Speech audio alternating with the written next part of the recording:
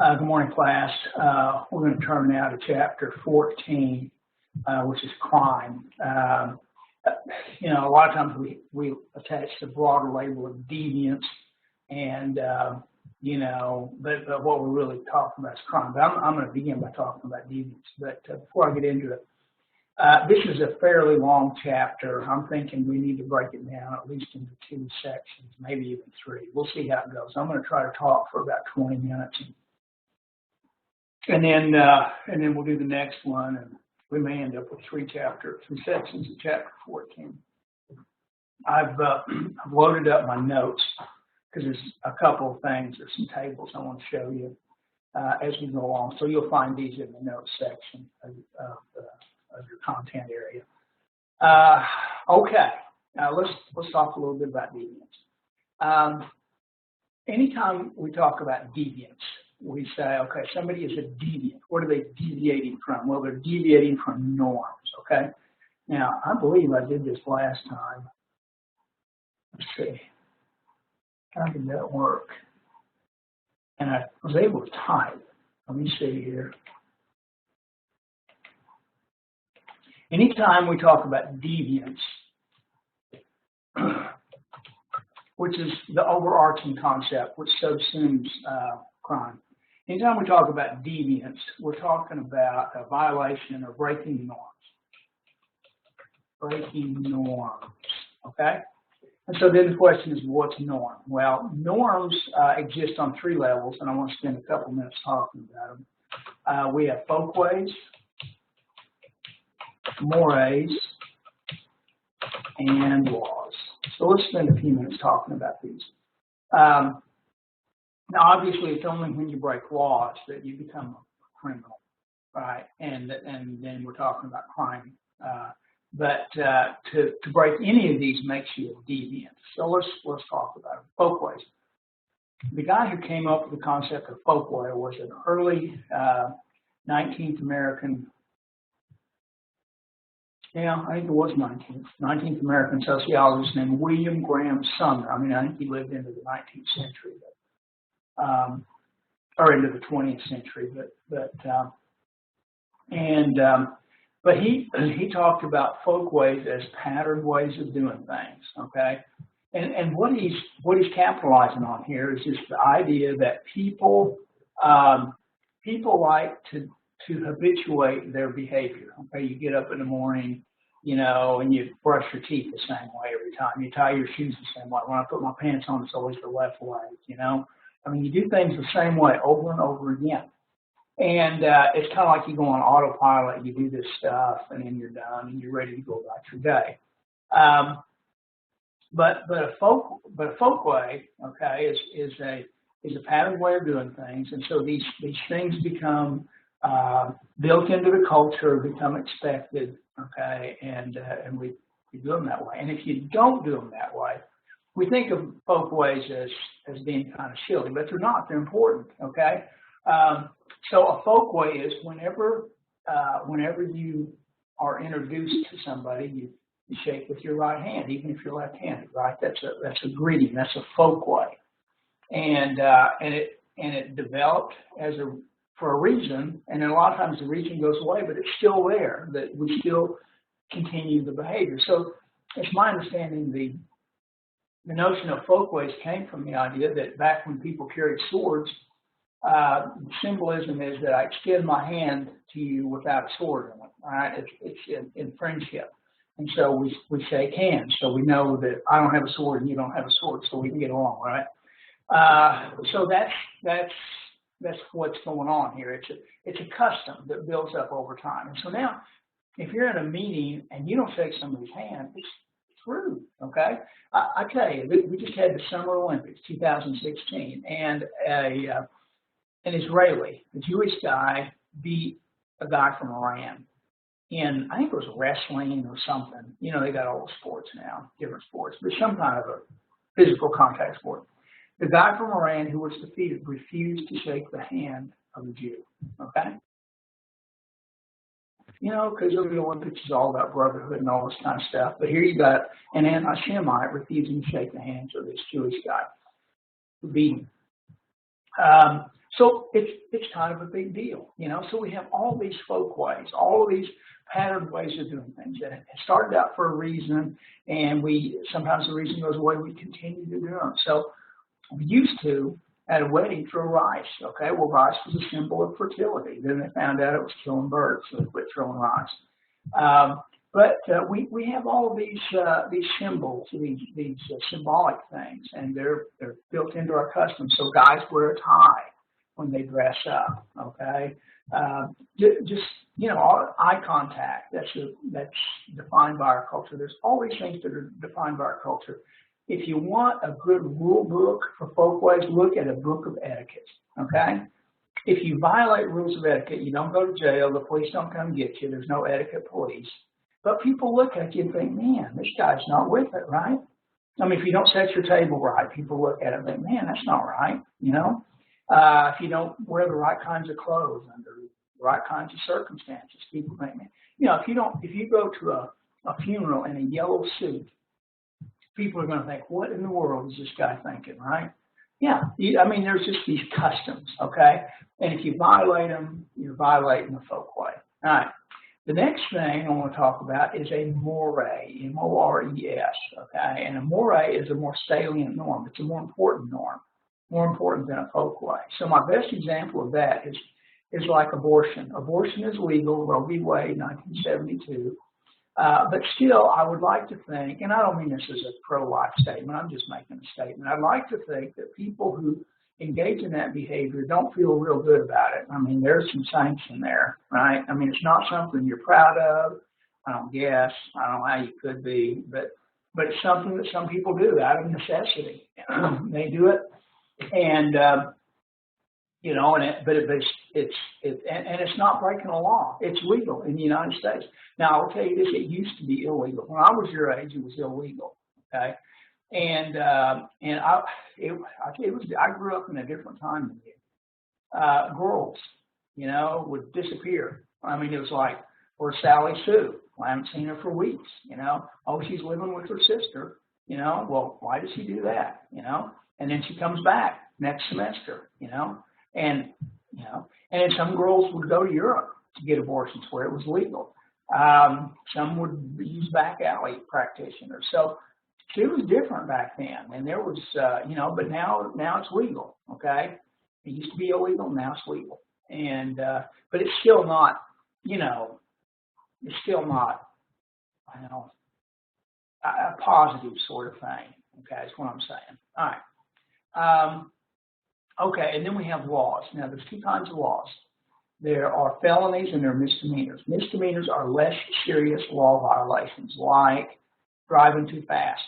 If you drive too fast, that's a misdemeanor, you know. Now, if you're driving way too fast, I think it becomes a felony. I mean, they can take you to jail if you're going way too fast. In the state of Oklahoma, I think if you're underage and you're drinking, that's a misdemeanor. Right? If you are DWI, first time it's a misdemeanor, second time it's a felony. If you murder somebody, that's a felony. Okay, it's a more serious law violation. So I'll tell you something I see all the time in Ada when I'm coming into Ada is people jaywalk downtown all the time. That's a violation of a law, but it's, nobody enforces it. And it would be a misdemeanor, I'm sure, But if you hit somebody over the head, that's a felony. So when we talk about criminal behavior, we're talking about felonious behavior. Now, the legal distinction is if you violate a misdemeanor, you can be imprisoned or fined and imprisoned for up to a year in a local facility. If it's a felony, you can be imprisoned in a state or federal facility for a year or longer, and you can be fined. Okay. Usually, if you commit a felony, most felons are poor. So they go to jail. Is generally the way it works. And I mean, fines, they don't have any money. I mean, sometimes they're fine, but the general distinction is one is more serious, you go to a state or federal facility. One is less serious, county facility up to a year. Okay. Well, we're going to talk about breaking the law, and specifically felonies. Okay, we're going to talk about felonious behavior, and there are a bunch of theories that have emerged to explain felonies. But what I want to do is I want to talk about a couple of correlates of criminal behavior. I want to define who the criminals are, okay? And in order to do that, I'm going to show you a little population pyramid, and it's on your notes on the second page, okay? Now here's what we have. FBI data, we're looking at arrest rates are on the right, and it's percent, okay? And then on the left, it's, no, arrest rates are on the left. Total arrests, so I need to read my own chart. Total arrests over here, here's total population. So on the right is the size of the population. On the left, it's the percent of arrests, okay? So here's what we see. If we look at people under the age of 15, okay, we see that they make up 21% of the population, all right? But they are responsible for, is that 6 or 5? I think that's 6, isn't it? 6%, or maybe it's 5% of all arrests. And I promise you, like my 7-year-old granddaughter, she's not getting arrested. These are like 14-year-old kids, 13, 14-year-old kids, all right? We look at 15 to 19. They are 8% of the population, yet commit, or 21% of the arrests. 20 to 24 are 9%, responsible for 22% of all arrests. 20 to 29, 8% of the population, or 9% of the population, responsible for 18% of all arrests. 30 to 34, 8% of the population, 13% of all arrests. And what you see is the proportion of arrests gets smaller and smaller and smaller as you go up in age. Look at people in my age group, 65 plus. We're 12% of the population, yet we're responsible for 4% of all arrests. You don't have to worry if you see an old person coming towards you. We can't do anything. We're old. But what you got to worry about are these young folks down here, okay? Now, just think about this for a minute, okay? Consider this. If we look at people 15 to 34 years old, we have 8 and 9 is 17, and 9 is 26, and 8 is 34. About a third of all people in the United States are from 15 to 34. About a third. They make up a third of the population. Yet they are responsible for, let's see, that's 43, that'd be 61, 74. So about 3/4 of all arrests. A third of the population is responsible for 75% of all arrests. Okay, that's disproportionate. So when we talk about criminals, who are we talking about? Young people. We're talking about you guys, not me.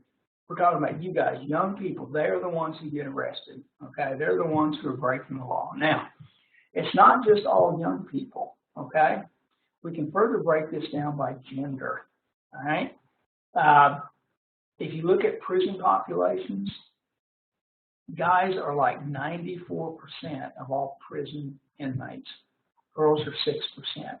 And when you look at girls that go to prison, what do they go to prison for? Well, murdering their husbands. It's a fairly common thing. But things like writing bad checks, prostitution, drug abuse, okay? It's not like the guys. The guys are doing bad stuff. The guys are murdering and raping and mayhem, okay? The girls are doing self-injurious behavior generally, the guy, except for their husbands. The guys are the ones who are hurting other people. So if you want to talk about the bad guys, the bad people in our society, it's young men. That's who the criminals are, young men, okay? Guys 15 to 34 years old, that's it. Old people, not so much. Very young people, no. Women, nah. It's young guys. It's young guys. Okay, so all of these theories, and the question is this, is when young guys break the law, what's the context in which they break the law? Gangs. They do it together. It's a social activity. You don't generally see people going out and doing stuff on their own. They do it in a group, okay? They work together. So we're talking about young guys, groups of young guys engaging in criminal behavior. All right. All right, I think I'm going to get rid of that because it's distracting. Okay. What I want to do now is I want to start talking about some specific theories. Just bear in mind that we're talking about young guys in groups or criminals. We'll start talking about some specific theories. The first theory I want to tell you about is Durkheim's theory of anomy. There it is, Durkheim's theory of anomy. Anomy means normlessness, okay? Normlessness. And so what we're talking about when we talk about Merton's theory of anomy is we're talking about a breakdown in the norms. Well, you remember Durkheim's theory. Remember he's talking about going from mechanical to organic, going from a society where everybody is tightly held together to one where everybody's spread apart and specialized. Well, the point he makes is that if you live in an area with strong community bonds where everybody knows you, that holds you in check. You're less likely to break the law. But if you live in a large, heterogeneous society where nobody knows you, you're more likely to engage in deviant behavior. Okay? I mean, just think of it. If you live in Colgate and you want to party down on your 21st birthday, do you stay in Colgate? My guess is you go to Oklahoma City, right? Yeah, well, it's the same kind of thing. People are more willing to engage in deviant behavior in large, heterogeneous societies. So for Merton, his theory of anomy is just based on change. As society changes, as it gets bigger and more diverse, people are more likely to break the law. So as the rules break down, the community restraints, people are more likely to engage in criminal behavior. That's his basic idea. All right. The next theory I want to tell you about, now let's see here. I forget when I got started. Well, let me do Merton's theory of anomy. Wish I could remember. I think I've been going about 20 minutes. Let's stop there, okay? And I'm going to pick up the next section will be 14B, and we'll start with Merton's theory of anomy. Here we go. See you in a sec.